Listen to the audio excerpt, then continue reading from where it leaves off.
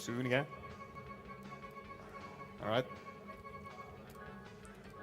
So time starts actually when the movement starts, so I'll like have a nice countdown thing for that. But yeah, it's after the loading screen. I should know roughly how long it takes, given Ben's are probably turned on FDS. Yeah, I did. Alright, so 3, 2, 1, go. There you go. Woo. Clap, clap. Yeah, let me clap myself because nobody else will. So this is CTR, unlike Bash, which I ran earlier. Actually, I like this game and it's a good game. It's it's one of those really rare 90s era kart racers that actually were good somehow. Like, I don't know, 3 from that era were. And to my surprise, nobody has ever actually made anything that I consider better than this game, except maybe Sonic Transformed, which is really odd because this game has a lot of good ideas in it. And it starts all the way from this level, in that the game introduces a difficulty curve, like many games do, but because of the free-form movement you have in this game, it's really easy to make even boring tracks feel difficult. There's a lot of things going on that the blind eye won't see. So the easiest one to explain properly is the big fire behind my card. Whenever you do mini-turbos or go over turbo pads, you gain reserves, so keep that in mind. It adds like a number to some mystical number, and then it adds a flame behind your card that you can keep alive by doing more mini-turbos. And if you hit walls like I did there, then you lose it, and that means you're losing your max speed. So the game's really brutal in that whenever you lose max speed, you lose multiple seconds. And whenever, like, if going for top level PB kind of tier stuff, then hitting a wall in any track, like, if it's not near a turbo pad, then that might mean the run's over. If it's in hop 4, then that's run over. But yeah, Crash Course is a simple track. There's nothing really to it other than like the drift jumps I'm doing, which I'm not going to explain now and is the later in a really long track that people may know. Because I have nothing else to talk about in there. But yeah, the goal of the 80% Warpless run, I think it's... I can't even see it, whatever. It's 55 minutes. Yeah, no, I don't mean that, but Oh, the goal of this run is to just beat the game normally. There's an actual 80% run introduced sometime last year, which broke the game in equal fashion to every single other Crash Bandicoot game 80% run, in which you do some really mundane, dumb actions repeatedly and then beat the game in 5 minutes. In this game, it's death abusing in battle mode 19 times, I think it was, I don't know. But this is the category where you beat the game normally by going to adventure mode and getting all the items required. And there are still skips in it, but there's nothing like massively game sequence breaking or anything, so it's cool. Here's Tubes. It's actually the first instance of a couple news threads. But if you go to downhills, because this game has actual physics program in it, you get more speed, and if you start jumping off the downhills, you can keep the speed maintained for a long time. Also, now that I got a bomb, I can go for a snipe, which allows me to explain Moompa crates if I hit it. Which I didn't. Nice. Alright. Well, if you get Moompa, then you get a speed bonus, but in some tracks like this one, unless you get a good item, it's not worth going for the Moompa crate, because they're too far away from your normal route.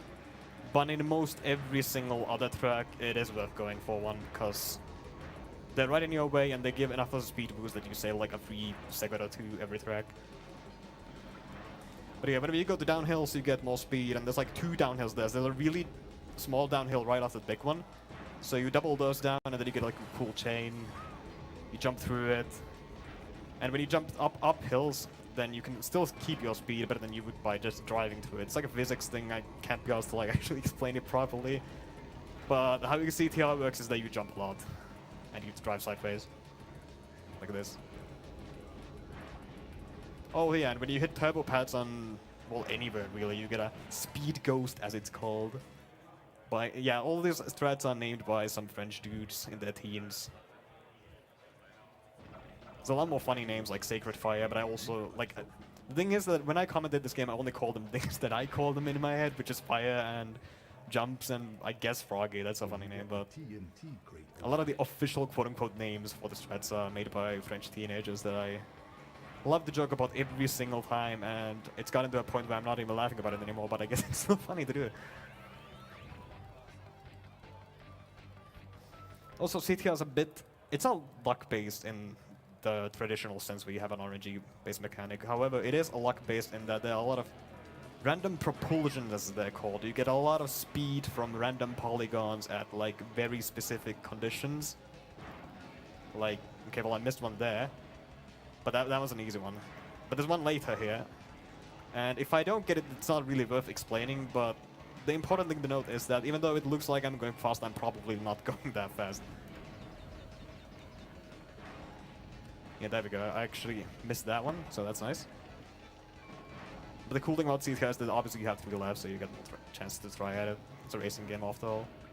And that's something I thought about earlier, like, when I was doing practice. Because I was wondering, like, is 3 laps too repetitive? And I guess for people who like racing games, it's actually perfect because you have varying strats for each lap.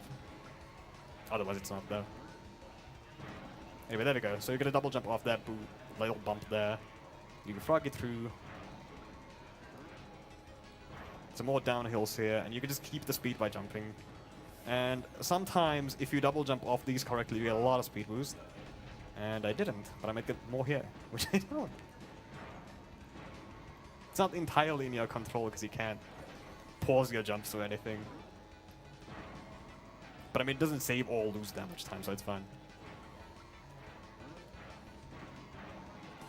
Also, items here. Oh, that's actually a really good lap time, even though the strats sucked. Nice. But yeah, the items in this game actually do nothing.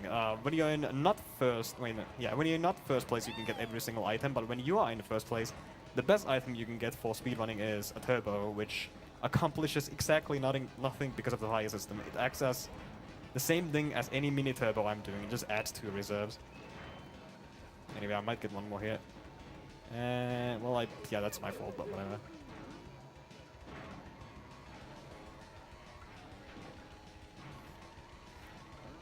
But in essence, every single item in the game is useless for speedrunning. Unless it's for backups. Congratulations. You won a trophy. Super Speedway is coming up, and it's a nice tunnel map, I'd call it. You can get a hang time turbo.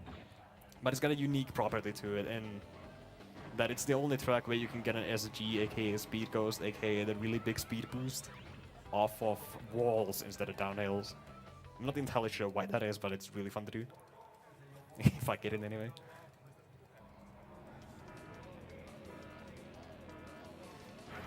Also at the start you get more speed than you would normally, so you can just keep jumping that too in certain tracks, including this one. And here's Wumpa in the way, so I'm getting those. You can get a random amount of Wumpa anywhere from 5 to 8, and every single Wumpa counts. You don't necessarily need 10 for speed boost. Every single one counts, as far as I know. So the luckier you get, the faster they're going, pretty much. But it's like a very negligible difference, so it doesn't matter in the big picture. Anyway, there you go. Walls. They're going fast. And like, that's the one thing I said I would explain, but I just didn't. So I'll do it next time.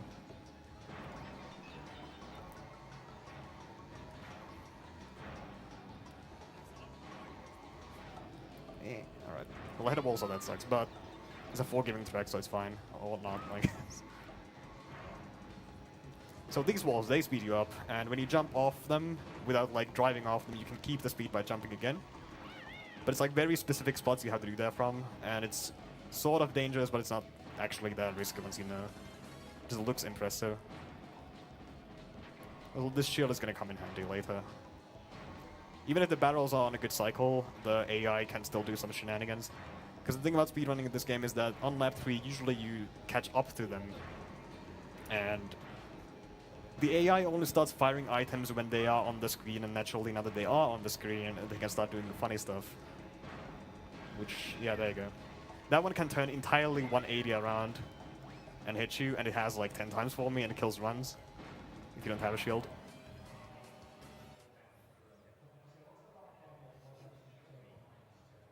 Also, since we're in NTSC version, we're missing out on the good old PAL action of switching the boss heads. But at least we get audio for cutscenes.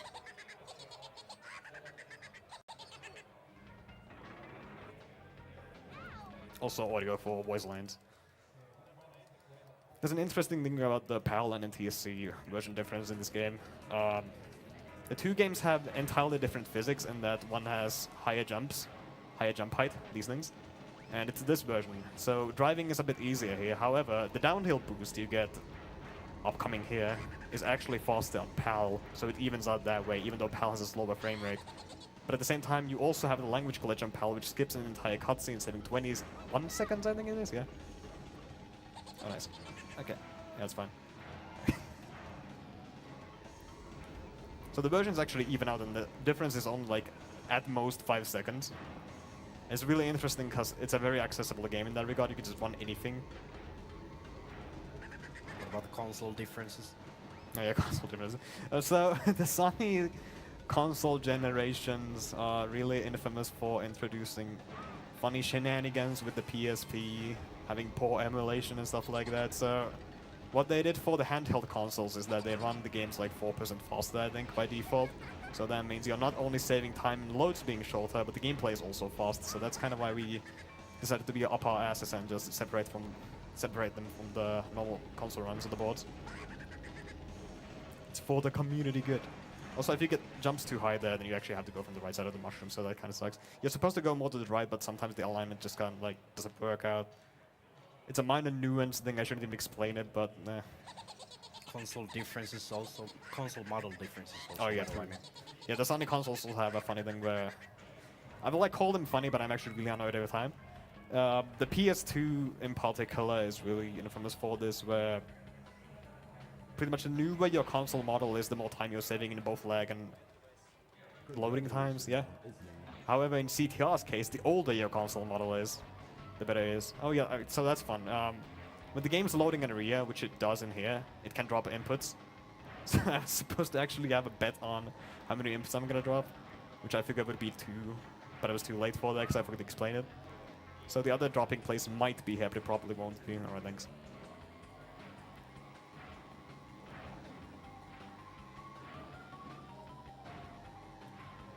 You can actually also like optimize hub world movement. I did a fun temples run to just have a go at it. The cool thing about CTR's mechanics is that you can drive on literally anything and it's fun, because you can do your own thing on them.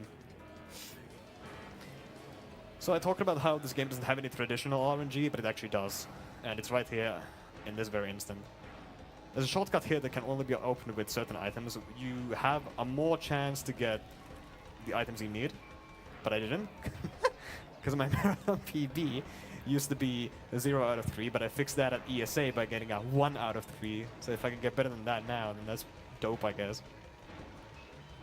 Nice. I don't know why this only happens in marathons, but it's really funny to me that it does. Because then I can talk about how the shortcut exists, but it never does. This is actually not great. I'll keep it. You get stuck there easily if you're not careful, which I wasn't. Can I get it? Yeehaw, alright. You're on pace. Getting that all 3 times can actually save 9 seconds, so if you don't get it at all, then you might as well reset when you're going for the recce runs. I got it 2 times, nice. That's a new PB, I think. Not bad. Still not perfect.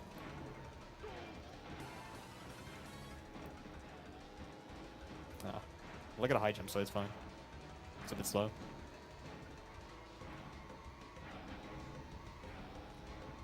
Also worth noting, when you're seeing me jump off of like random bumps and stuff, just assume it's faster, because sometimes they give you a speed boost, like this.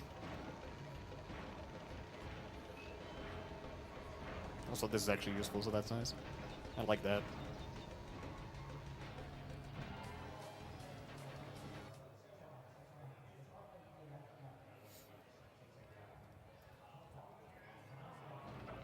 Congratulations.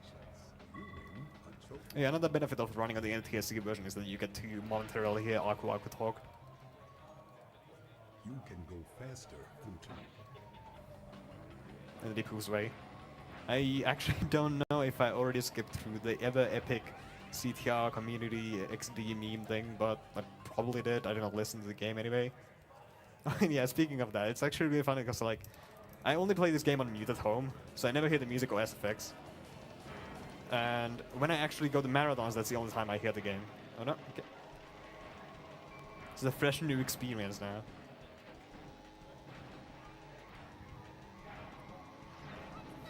But the scarier thing is that when I do play the game at home, I still can hear the SFX because I've listened to them for that long that I can just hallucinate in my head. But I get a good RNG here, so I get 10 wound per off the pickups now. The skip, like, this is a really basic track, but it's still like, it can still lose you 3 or 6 seconds depending on how bad it goes. But well, apparently that was just okay. Like, it's that skip entirely that can make or break your run. It doesn't look that intimidating, but it really is. Because you barely have any control over it. That's our last fight. Alright. Well, it's gonna be like a 28 again. So that is 3 seconds gone. Nice. And a ball. Alright. But yeah, that's what I mean. When you lose fire, this game just starts looking really, really sad and slow. And that's kind of what I mean when I say the game's brutal. You keep fire or you lose.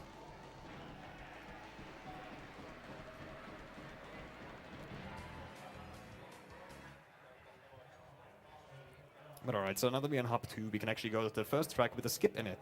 Like an actual skip, not a shortcut. Congratulations. You win a trophy. The ever infamous Papu's Pyramid. To get a turbo boost. Wow.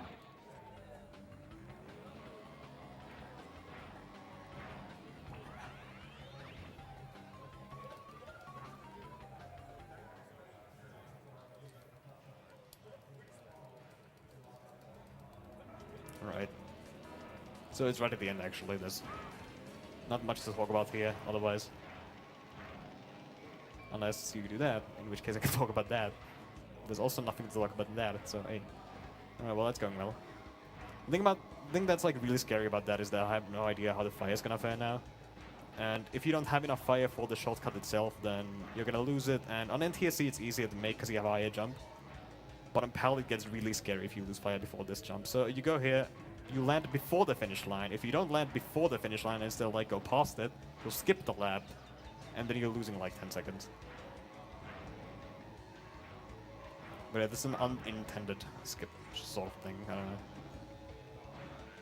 You can also do corner cuts like that if you get good speed.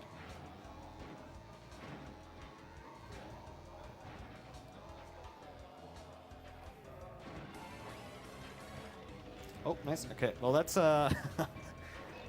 good old PS2 Slim shenanigans that you didn't see on the screen, but I did feel it. So I don't want to blame it on the console, which is something somebody said literally today on the Discord, but I am going to blame that on the console in that the inputs sometimes get like eaten when the game lags, which does a lot on PS2 Slims, but I also have no other option here, so it's whatever.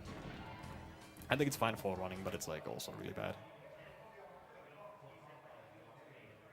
Have you explained why you're using Coco? Oh, so, well, actually, no, I cannot. But she's overall the best character alongside Engine, who shares the same stats. All the characters have, not all of them, but like half of them have like character types that have different stats. And Coco just so happens to be like just fast enough for everything, but like not too fast to be also able to do the trickier tracks where you can, or where you have to turn. So if you were to play someone like a Dingodile or Tiny, then once you hit hop 4 and to an extent hop 3, there are so many tight turns that you have to do for the skips you have to perform that they just cannot do them without like doing U-turns and stuff. So instead you need to pick a slightly slower character, and Engine and Coco just happen to be the next best choice. I can't explain why that is in terms of stats, because it doesn't make sense to me either. But in practical testing, that's just how it is. So, hey.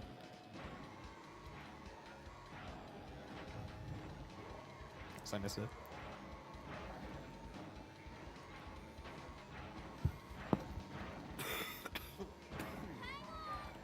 Rest in peace, Baron again. Yes. Dingo Canyon is a really downhilly, jumpy track, I guess. You can get boosts off these tracks, like the ones in the water. If you hit their sides in a specific manner, which you probably won't, you'll get a nice boost. You also boost off these. So whenever you do double jumps or sometimes even triple jump, just gain speed off of uphills. It also works here where you land to a downhill and then start jumping, so you get more speed to go over this like off-road.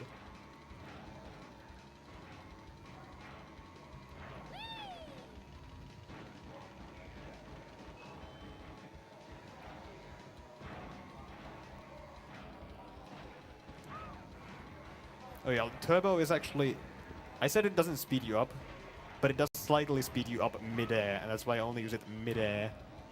Oh, nice. what? Well, I went past the finish line, but it doesn't count on that side, so that sucks. If you cut a corner like that, you can finish it from the right side, and the cut's like 0.3 or 4, I think it is. No, 0.03. But I didn't get it, so oops.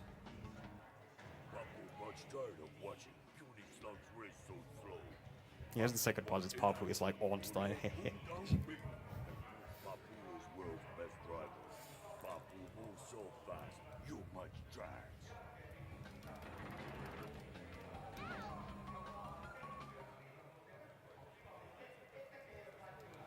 Actually, yeah, now that I remember. So if you hold right here, he hopefully doesn't boost. It's like the only RNG manipulation instance that I know in the game. Like I said, there's no traditional RNG in the game, but bosses can also get a turbo start, which means they're going to go ahead of you, and if they do, they're going to place items behind them, and then you get hit, so you don't want that. That's why I kind of, quote-unquote, invented a / discovered that you can just hold right there, and hopefully it'll work.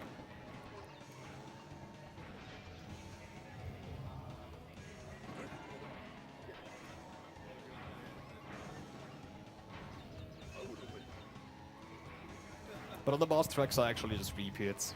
There's not much to them in that there's only one racer with you, so it's really barren and empty. But the one racer does always leave behind some items which you won't see up until lap... Well, there's one. Yeah, lap 3 usually.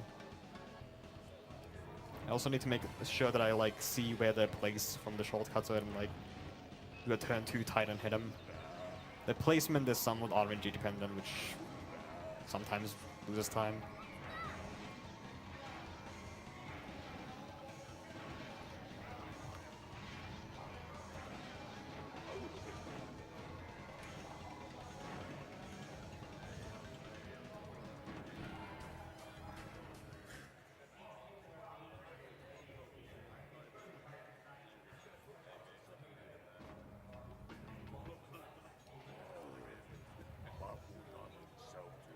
I guess there's like a story to this game too.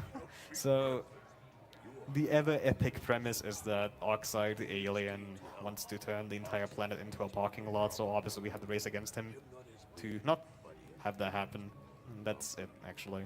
But yeah, these guys like give keys, and if you beat them, then you're more qualified than they are to beat Oxide, and then you just beat Oxide and win. Yeah, I like doing this, I don't know why, it's just keep the APM up and channel your inner tryhacks. Saves time. It saves time. I did time it to make sure it doesn't lose time, and it doesn't, so that's nice.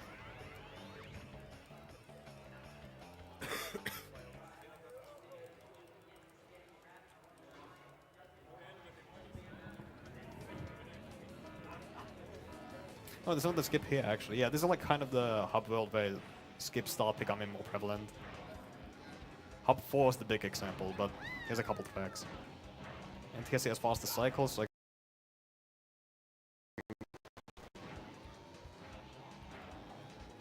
but yeah, here we go. So he has a fence, but if you jump over it like such, you skip like, I don't know, 10 seconds every lap. So it's kind of big. That's a false time, but I don't actually know what it is.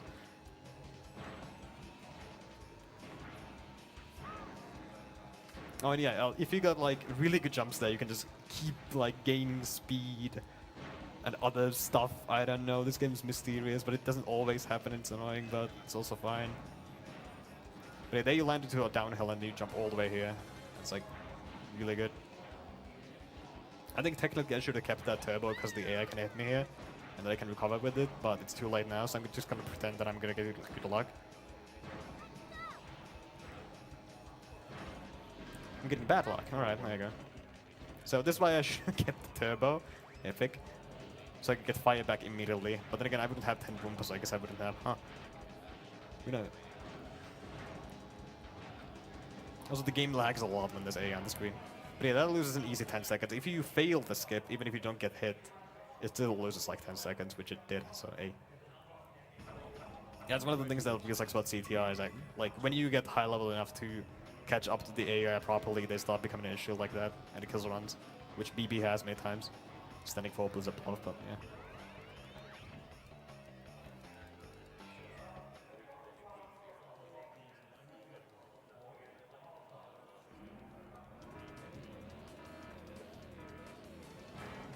One other difference between NTSC and PAL is that NTSC does run at a higher frame rate, which means the cycles are actually also on a higher frame rate, and they go faster. So on PAL, catching the dirt lap cycle is actually kind of difficult, but on NTSC it becomes free sometimes. I don't know. It's a mystery to me because I haven't done enough testing.